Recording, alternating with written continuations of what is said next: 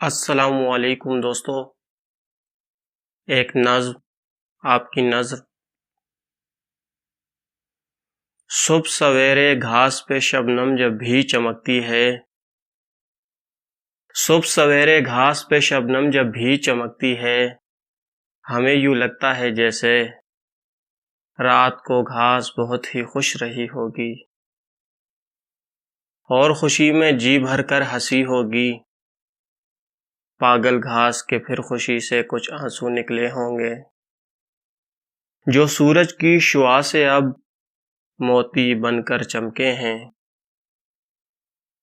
کاش ہماری غمگین آنکھوں سے بھی آنسو ایسے نکلیں کہ سب اس گھاس ہی کی مانند یہی سمجھیں،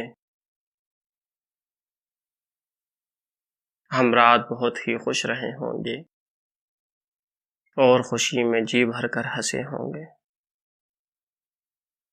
بہت شکریہ۔